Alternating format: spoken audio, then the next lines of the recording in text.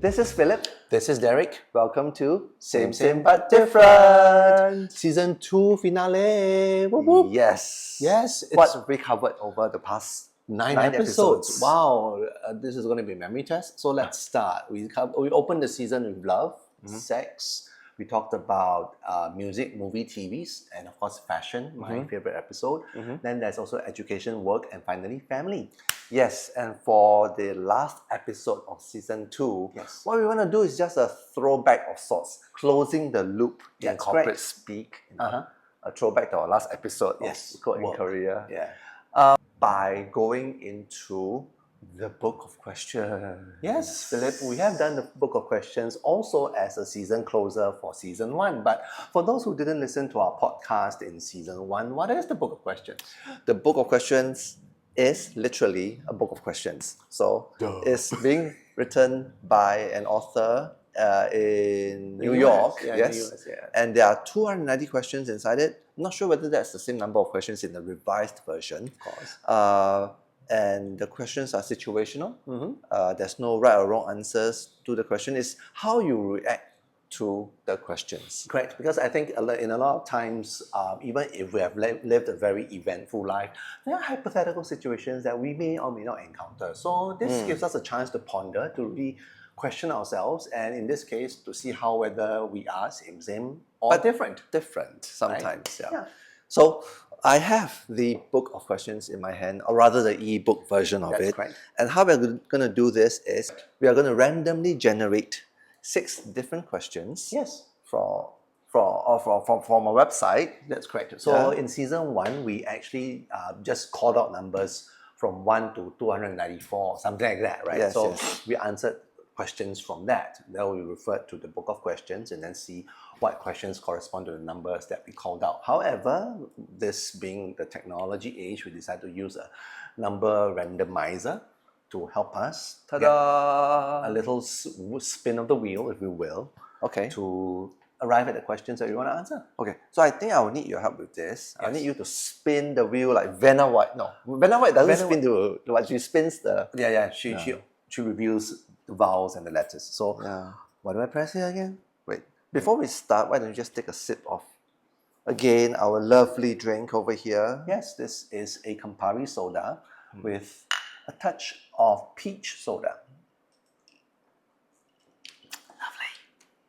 Okay. Okay, spin the wheel. Here we Wait, go. Wait. Let me just pull out the book Okay, first. cool. Let me pull out the book first. Yeah. Okay, so I have the book with me right now. So I'll pick the first question, and that question will be So exciting! big money, big money. Would you want to show the audience what number it is? 129. Okay, question 129. So I'm going to just scroll through to get to 129. That's correct, because there are 200 plus questions. So it's going to take a while, but I think I'm getting there. Okay, Yes. so I'm going to read out a question. Yes. Hopefully we've not done it before. Fingers crossed.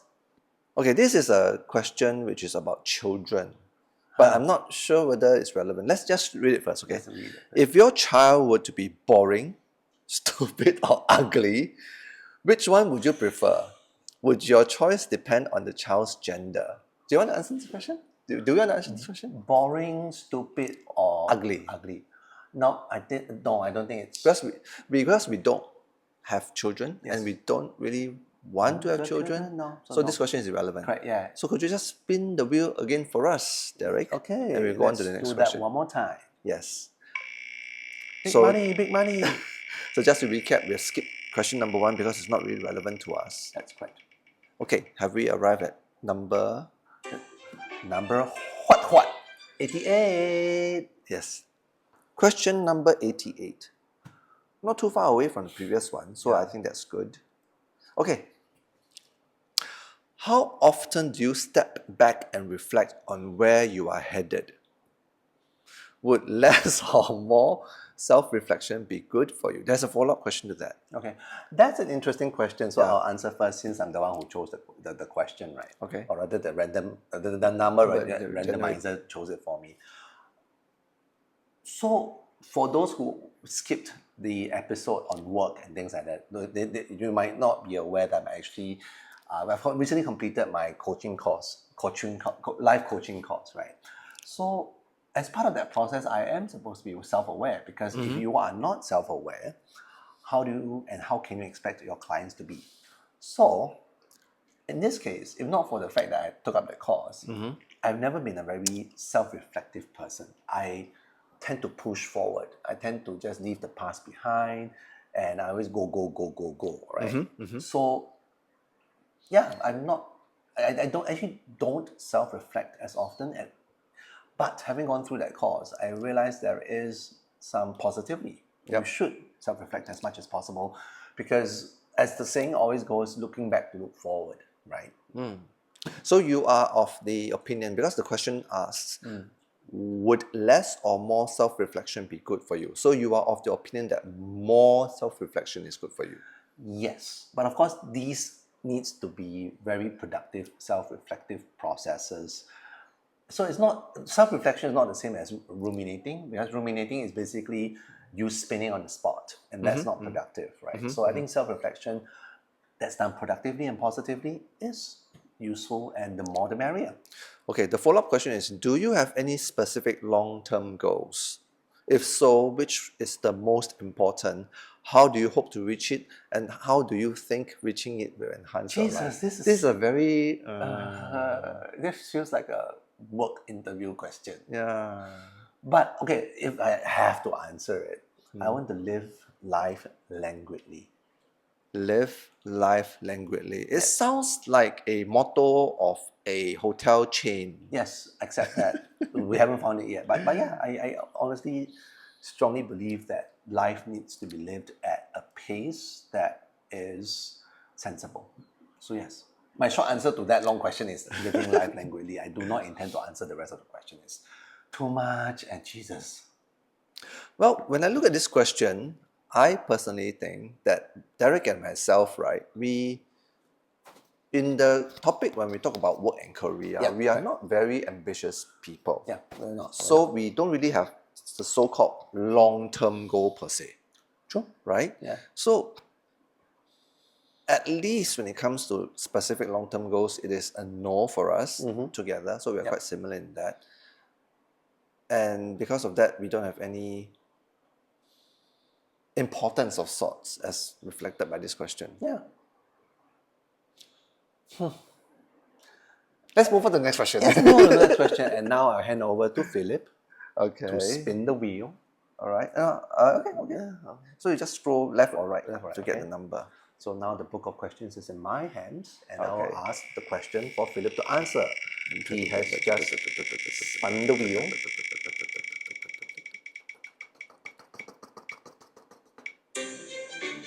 Ooh, and we have landed at question number 257. 257. 257. Hold on. 25. That's gonna be a bit of a scroll, people. So give me a moment. 257. This is an interesting one. I'm not sure whether we've asked this before, but remind me if we have, right? Yeah. If you could travel into the future but not return, would you? What if you could take along a few companions? If you had to make the trip, how far forward would you go? Okay, there are follow-up questions. Okay. We have not answered this question before. In our first season, the last episode, we had a similar question. Correct. But was in it's the talking past, about, I think it was talking about in the past. Okay, perfect. Yes. Yeah. So now from the past, we're moving into the future. Future people. So the question is whether I But if you could travel to the future but not return, that means you're going to be stuck there. Okay. Would you? What if you could take along a few companions? If you had to make the trip, how far forward would you go? I'll answer the first part of the question first. Okay. Would you? Okay. Yeah. So in a lot of pop culture movies, you talk about films where you go to the future and then you come back so that you can benefit yourself to change the future. Hindsight, right? Yeah, the benefit of. But we also talk about the butterfly effect. Correct. Right? So to answer the question, going to the future but not coming back. Yes. So you're going to be inhabiting your future self. I won't want to.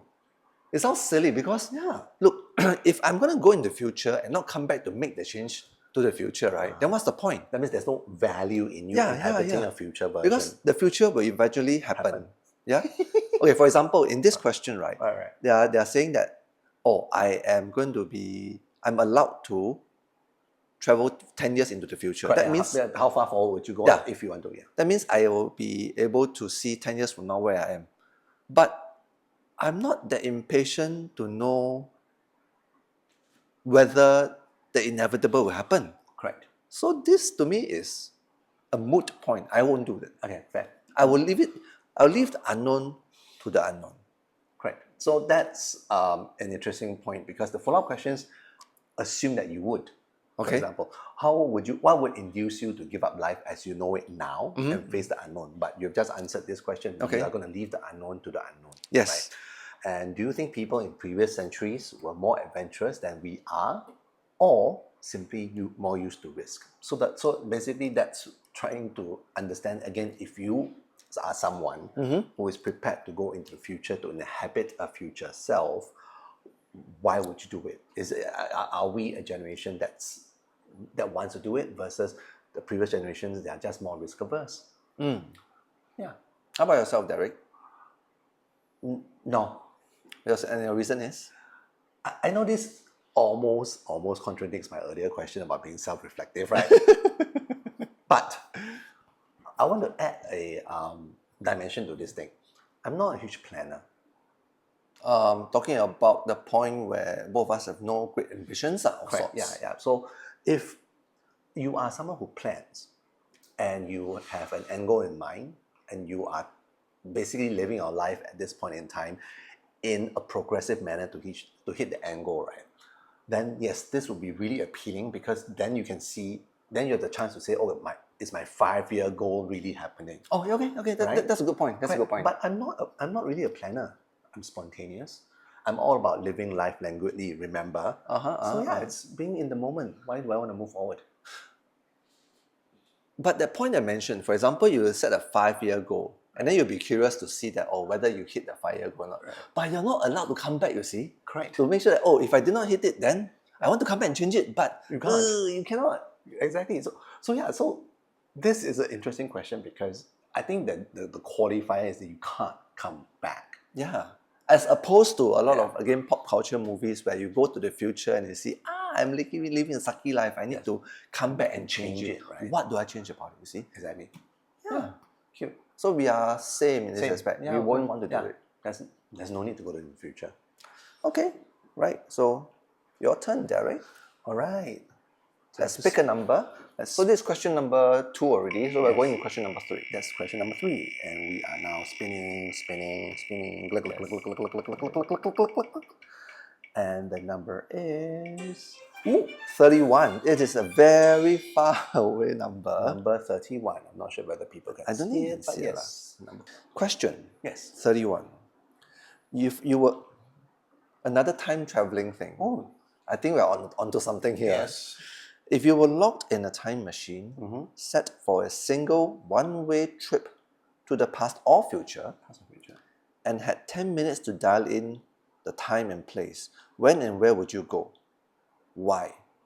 What if it were to be a round trip that would bring any family and friends you wanted to bring along and safely return everyone in 1 week? Okay, so let me repeat the question for the benefit of our audiences and listeners as well. Yes. If you were locked in a time machine set for a single one-way trip to the past or future and had only 10 minutes to dial in the time and place, when and where would you go? Let's answer this question first, bit by bit. Okay. So it doesn't have to be my life, right?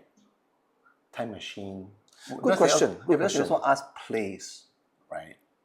Yeah, so it doesn't have to be in your life. Okay. So it's the typical which. This is like a Doctor Who question. Yeah, right. Doctor So I'm Who, Doctor Who. I'm able to travel time and space in that telephone booth, if you will. But you have only 10 minutes to decide. Of course, we don't have 10 minutes now. Yes. But I need you to think about where and when you want to go. Where and when I want to go. The first thing that came to mind was, funny enough, when dinosaurs went extinct. At that very moment. Yes. At the very moment when the asteroid hit the Earth. That is the theory, right? That's the Yeah, that's the working theory at this point in time. yeah. And asteroids killed dinosaurs. Okay. Maybe that. Okay. That means you're going back into the past. Yes, past, not future. Okay. Because we've answered that question already. I don't want to go into the future. Okay. Ma, but this one is the second part is okay. Why? Why do you want to do that? Okay. I am very curious about theories. Okay. And all these working hypotheses from science. Because Okay. what I've learned recently from all these self-improvement books and all this stuff right, is that a lot of hypotheses and theories are true until proven otherwise. Yep. So from that perspective, what it means is that I may want to see for myself the notion of, they call it the black swan theory, right? If all the swans that you see in the world are all white, of course, logically you can say that all swans are white. Yes. But all it takes is one black swan. To prove That this the hypothesis of yeah. black swan, white swans is wrong. Okay. So in this case, yeah, I just want to find out whether dinosaurs really died by asteroids. So this is you putting your scientific hand Correct. on The thinking hat. Like I the want curiosity. Yes. Yeah. Okay. Yeah. This question is one-way trip. I will then die with dinosaurs. Yay! Okay. What if it were to be a round trip? Ooh. Yeah. That would include family and friends you wanted to bring along Okay. and safely return everyone in 1 week. That means wherever you're going, All right. it will be 1 week. You can stay in the past or future for 1 week. That's interesting. Yep. In which case, I want to go to the future. Okay. I want to go like 3,000 years into the future. Okay. Yeah. Would you bring friends and family along? Yes. I would bring you. You will bring me along, yes? Yes. Just for conversation. But yeah. I think why have I changed my question? Because staying 1 week means that I get to experience what 5025 BC feels like. Yes, yes. And yeah. So people in year 5025 will be asking me, hey, What was 2025 like? did Trump really die from an assassination? Spoiler, he did not. Boo. But yeah, that'll be fun.